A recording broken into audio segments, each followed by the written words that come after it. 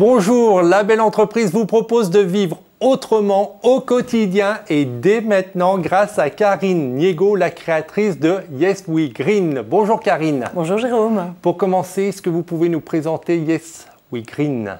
Alors Yes We Green, c'est une plateforme, un site internet et une application qui va permettre à chacun, d'un côté, de trouver près de chez soi un acteur pour s'alimenter autrement, de manière locavore, de consommer autrement, trouver des vêtements auprès des créateurs, des designers qui upcyclent, de trouver son vélo de manière recyclée, de trouver tous les lieux qui permettent au quotidien de vivre de manière locale et positive. Et Yes We Green, ça permet aussi de vivre des ateliers avec ses acteurs, de vivre des ateliers green pour apprendre leur savoir et soi-même changer son mode de vie et vivre autrement et impacter autrement au quotidien. Quelles ont été les grandes étapes de la création de cette application et de ces ateliers? Alors, grande étape, c'était la conviction au départ en 2013, montrer qu'il était possible de vivre autrement et montrer qu'il y avait assez d'acteurs au quotidien qui proposaient une autre offre de manière locale. Locale étant vraiment locale chez Yes We Green, c'est-à-dire avec une rigueur, un label, avec des acteurs dont la provenance des produits vient un maximum 250 km autour du lieu de distribution. Rigueur, ça veut dire que vous enquêtez, vous vous assurez que c'est bien le producteur qui est à 50 km qui produit et qui ne l'achète pas de beaucoup plus loin pour revendre voilà. après. C'est de vraiment checker qu'il y a une démarche, qu'on est vraiment dans une démarche d'impact. C'est pour ça qu'on a été soutenu dès le départ par l'ADEME, l'organisme du ministère du Développement durable, et qu'on a été labellisé par la COP21, parce que le champ des acteurs que nous prenons sur l'application, c'est vraiment un champ de mode de vie, impact climate friendly. C'est vraiment, je deviens ami avec le climat et j'ai un mode de vie qui impacte positivement. Donc ça, c'était la première étape, cette prise de conscience. Et après, comment, à partir d'une prise de conscience, on crée une application? La prise de conscience qu'il y en a énormément, que le monde est en train de se réinventer, que les acteurs proposant des nouvelles solutions sont en train d'émerger partout dans le monde, mais qu'il y avait un écueil, qu'il y avait un problème. On ne sait pas d'ailleurs que ces nouvelles propositions existent, des ressourceries, recycleries, des Fab Labs, faire soi-même, des ateliers collaboratifs pour fabriquer son vélo. Les gens ne savent pas obligatoirement que cette proposition existe. Et une fois au cas où ils apprennent que ça existe, ils ne savent pas où elle se trouve et ils ne savent pas non plus si elle est vraiment dans ce qu'elle déclare. Ce n'est pas ce qu'on appelle du greenwashing, qu'on est vraiment dans un impact. Donc première étape, c'était on va tous les réunir et je vais montrer qu'il y en a plein, que je veux m'alimenter, j'ai le resto qui peut me diriger vers une offre locavore ou un petit commerce, je veux un vélo, je trouverai mon vélo. Donc c'est en bas de chez moi, c'est dans mon quotidien. J'ai un besoin habituel, je vais rediriger mon besoin vers cette nouvelle offre. Parce que le constat, c'était qu'il n'existait rien. Enfin, il existait toutes ces initiatives, mais il n'y avait pas d'application qui les recensait. Donc, il y avait un manque sur le marché. Donc, vous vous êtes dit, la nature ayant horreur du vide, je vais m'y glisser, je vais créer mon application dans ce domaine-là. C'est ça. Il n'y avait pas d'application qui se structurait sur le quotidien du mode de vie. C'est-à-dire l'alimentation, je suis vraiment sur le quotidien. On ne va pas réparer ou donner les solutions green pour ma maison. On est vraiment, je m'alimente, je m'habille, j'ai des loisirs, je me déplace, etc. Donc c'était vraiment, il n'y avait pas de transversalité sur toutes les thématiques du quotidien. 2, il n'y avait, et il n'y a encore aujourd'hui, aucune application qui ne référence que des lieux qui impactent localement. Donc sur le locavorisme, le localisme, etc. Donc on a bien compris, c'est le constat. Et après, quelles sont les autres étapes? Donc on dit, je vais créer une application, on cherche des développeurs, comment on fait? Donc après, on est un peu dingue, parce qu'on se dit, je vais rendre concret ce projet. On a un outil qui n'est pas des moindres, puisqu'aujourd'hui c'est vraiment la clé, c'est la clé un peu du monde des startups, et puis c'est la clé des projets. Donc besoin d'un outil digital, donc trouver des développeurs. Ce qui n'est pas simple quand on n'est pas de cet univers-là, pour savoir comment dialoguer, quel est le bon cahier des charges qu'il faut donner, est-ce que c'est assez clair et est-ce que c'est bien à terme l'application dont j'ai besoin et dont je rêve. Donc première étape, c'est ça. Et comment on surmonte? Parce que c'est une vraie difficulté quand on n'est pas ici. Vous y avez réussi, hein. Donc quand on n'est pas de ce monde-là, comment on fait pour être sûr que le développeur il est bon, qu'il a compris, on y va pas à pas? Comme pour tout, quand on lance un projet, on trouve de la ressource. C'est-à-dire une compétence manque. Là, il manquait la compétence réelle du digital. C'est vraiment un univers, quand je suis partie là-dedans, mais je suis partie à zéro Non.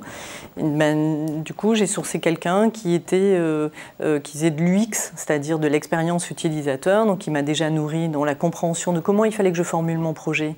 Et qu'est-ce qui entre une idée? Je voudrais que les gens, quand ils ont besoin de trouver le resto Locava en bas de chez eux, ils fassent plups et qu'ils disent waouh et qu'ils y aillent. Il y a un champ de l'outil digital qui est très important. Donc j'ai trouvé d'abord cette ressource qui m'a ensuite permis de trouver des développeurs, qui a été l'interface pour challenger les développeurs, etc., etc. Après, ça ne veut pas dire qu'on a obligatoirement les meilleurs au début. Et après, on se forme et on s'aguerrit et puis on sait mieux ce qu'on veut. Et puis un truc un peu dingue dans le digital, c'est que ça met beaucoup de temps pour fabriquer son application. Une fois qu'elle est sortie, vous avez déjà envie de la version d'après. C'est obligé. Vous êtes là, vous avez mis 2 mois, vous avez vu ça, et maintenant que vous l'avez dans les mains, vous dites, mais non, mais moi je voudrais là qu'il y ait une notification, qu'il y ait autre chose. C'est la pratique qui fait évoluer après qu'on veut une V2. Et s'il y avait un conseil à donner quand on lance une application, c'est vraiment dans ce qu'on appelle lancer d'abord le minimum, l'outil minimum pour tester son marché. C'est vraiment MVP. Voilà. C'est vraiment faire la fonctionnalité principale et pas les vouloir toutes. Et moi, j'ai fait ces erreurs-là au début, de vouloir tout mettre, tout, etc. Et donc, vraiment, premier conseil, c'est une fonctionnalité majeure, déjà développer ça, la tester, et ensuite continuer de manière agile vers le produit final qui sera et la maturité de l'entrepreneur dans son projet, et également la maturité des développeurs et de l'outil quand on l'aura finalisé. Au départ, l'application est gratuite, elle est toujours gratuite, donc on part sur cette gratuité, mais comment on en fait un modèle économique? Alors, dès le départ, la conviction, c'était effectivement la gratuité, parce que je ne pouvais pas référencer des gens en affirmant qu'ils étaient dans une charte labellisée, en plus des organismes, et faire payer. C'est-à-dire qu'il y a un fee d'entrée, un coût d'entrée en disant si vous payez, vous êtes sélectionné. Donc pour moi, l'éthique du projet, la reconnaissance et le label qu'aujourd'hui Yes We Green a était fondamentalement basé là-dessus. Cependant, on a besoin de vivre et on a besoin de gagner des sous et on veut gagner des sous. Et puis développer pour avoir la V2. Pour développer, pour avoir la V2 et continuer à développer auprès de ces acteurs, parce que l'objet c'était vraiment de flécher une nouvelle économie vers eux, un nouveau public, etc., etc. Donc la conviction dès le départ, c'était de créer une économie différente, hein. Donc une économie basée sur ce qui rendait unique ces acteurs. Ce qui rend unique ces acteurs, c'est ce qu'ils font. Donc ils ont un savoir, ils ont une manière de faire qui est unique. Donc l'application a été lancée en fin 2013-2014 et l'année dernière, en 2016, a été lancé des ateliers qui sont donc la concrétisation de ce savoir. Donc moi, je suis retournée vers ces acteurs en leur disant, voilà, vous savez faire quelque chose, on va le transmettre. Et ça, on va le monétiser. Ça va vous faire un revenu complémentaire, donc ça pérennise l'activité de mes acteurs. Ça aussi, ça les fidélise avec moi puisque je leur crée une nouvelle économie. Et on va transmettre un savoir dans ce monde aujourd'hui où il y a un deuxième besoin qui émerge, qui est j'ai envie de changer ma vie, je ne sais pas comment je fais. Ok, je trouve l'acteur en bas de chez moi, mais j'aimerais aussi dans le faire. Je trouve où acheter des produits locavores. Je ne sais pas obligatoirement comment cuisiner des nouvelles recettes qui ne sortent pas toutes congelées, etc. Donc c'est cette deuxième étape qui a été la monétisation, le début de la monétisation du projet, le début du business model du projet.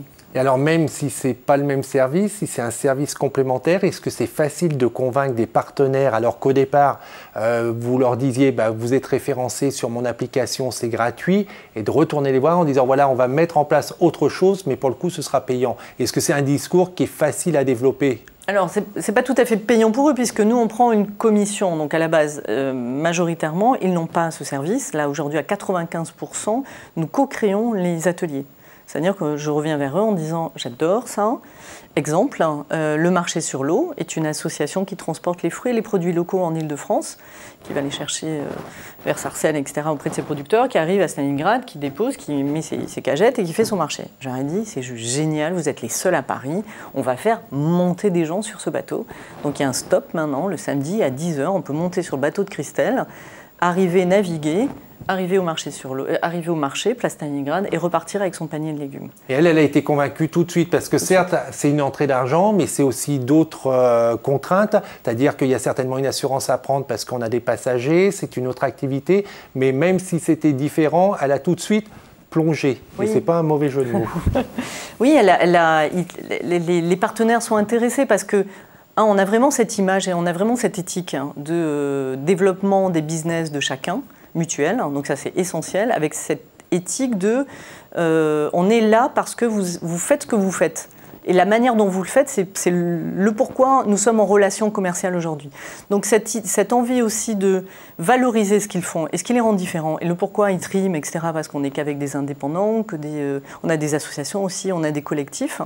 Donc oui, ça les intéresse, un, sur une économie, et deux, aussi sur de la visibilité. Le manque pour ces partenaires, auxquels on contribue et auquel on joue un rôle très important, c'est la communication.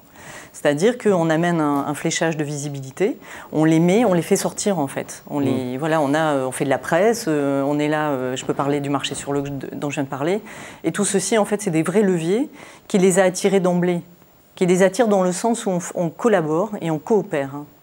Donc ça veut dire que dès le départ, quand on va créer une application gratuite, il faut quand même avoir dans la tête qu'il faut trouver un modèle économique et donc avoir un service complémentaire à proposer. Est-ce que vous l'aviez dès le départ ou c'est au bout d'un moment, on s'est bien amusé en faisant son appli puis en disant oui mais comment je vis maintenant? Est-ce que ça a été comme ça ou pas du tout?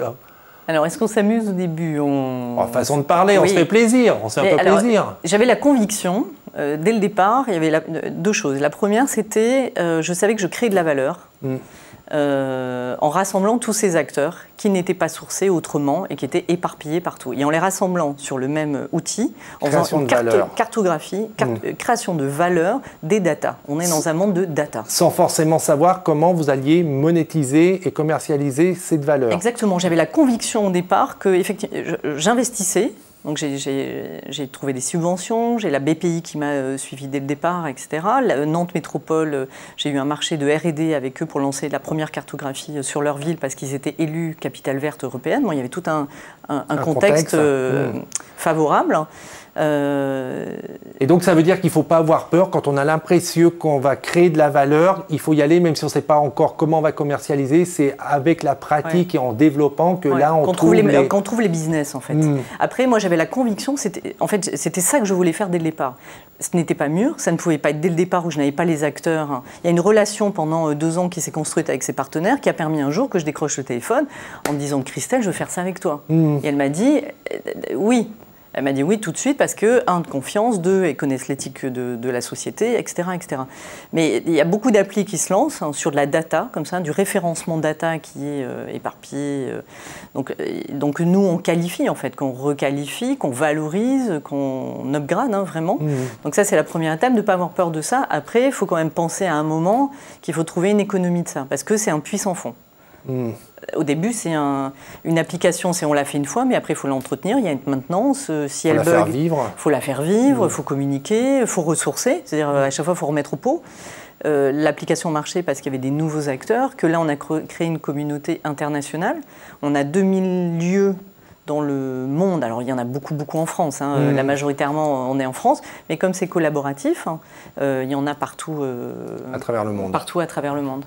Est-ce que vous avez été accompagné pour créer cette application, créer les ateliers et donc créer votre activité, votre entreprise? Alors, parcours de l'entrepreneur. Premier accompagnement autour de l'application du City Guide. C'était à Nantes. Dans un incubateur de la d'Atolonpol, qui est le réseau économique local, qui s'appelle l'Éco-Innovation Factory. Donc c'était la première promotion et j'ai fait partie de ces premiers projets qui étaient assez décalés puisqu'ils étaient plus dans l'énergie, dans des projets plus durs. Et de la deuxième pour les expériences, qui est vraiment l'économie du modèle. Et là, on est en train de basculer vraiment sur notre marché. Là, on vient d'être sélectionné chez Paris Pionnière. On est ravis parce qu'on est vraiment à ce moment clé de démultiplication. Là, on a fait une première bêta et pareil, dans vos questions de comment on avance, c'est bien de faire des premiers champs de territoire, périmètre, soit physique, soit de thématique. Donc nous, le premier champ, c'était Paris. Donc on a testé les expériences sur Paris, avec notre cœur d'acteurs en proximité. Et là, ça y est, on met aujourd'hui une expérience sur Reims. On va en avoir une autre sur Aix. Et là, c'est en train de partir, en fait. Mais au début, on a d'abord tenu à bien valider notre marché ici, à bien se structurer, l'outil digital n'est jamais parfait. Donc à apprendre à le travailler avec les acteurs. Donc aujourd'hui le modèle économique est trouvé, tout va bien. Le modèle économique est trouvé, tout va bien, mais après il y a plein d'étapes. Hein. Les 2 champs sont un outil plus agile. Donc là, on va passer justement avec l'incubateur à des financements pour arriver sur un outil plus stable qui permet la scalabilité du modèle. Donc là, on a besoin d'agilité pour que ça rentre, on claque, on appuie sur des boutons, une sorte de magie, sorte de magie d'outil où il y a tout se fait tout seul. Ouais. Il n'y a plus de gens qui traînent derrière. Et l'autre, c'est la visibilité. La communication. C'est vrai que c'est un enjeu pour les applications parce qu'il y en a énormément. Donc il faut émerger, se faire connaître, se faire reconnaître et télécharger. Voilà. Comment se dissocier des autres, hein. Comment se faire émerger auprès d'une offre vaste. Alors après, nous, on est les seuls à faire ça. Ouais. Mais quand bien même on est les seuls, même si on a vraiment une plus-value en termes de contenu, on est noyé dans la masse des applications qui sortent tous les jours et donc il faut se faire connaître et reconnaître. Et puis, je veux dire, se faire connaître, je veux dire, à un moment, c'est comment l'utilisateur, le client, va savoir que Yes We Green existe. Et en fait, c'est toujours dans l'autre sens. C'est-à-dire, on voit toujours de nous comment on va se faire connaître. Mais en fait, le chemin de l'usage, hein, c'est de dire, voilà, je veux toucher... Louise, 35 ans, un enfant qui est sensible au mode de vie responsable parce qu'elle a un enfant, etc. Et elle cherche à vivre autrement dans son quotidien. Comment cette personne qui rêve de Yes We Green va savoir que Yes We Green existe? Et ben, grâce à la chaîne Demain et grâce à votre présence ici. Karine, merci beaucoup pour toutes ces précisions. Et puis, pour ceux qui veulent en savoir plus, parce que maintenant on leur a donné envie, il faut télécharger l'application. On va sur www.yeswegreen.org ou directement, vous êtes quoi, sur Android, sur tous les smartphones, les deux. Ouais. Voilà, donc vous n'avez plus aucune excuse pour ne pas connaître Yes We Green. Pour revoir cette émission, c'est demain.fr. On se retrouve la semaine prochaine, en attendant que l'esprit local et que le souffle de demain vous accompagnent. Au revoir.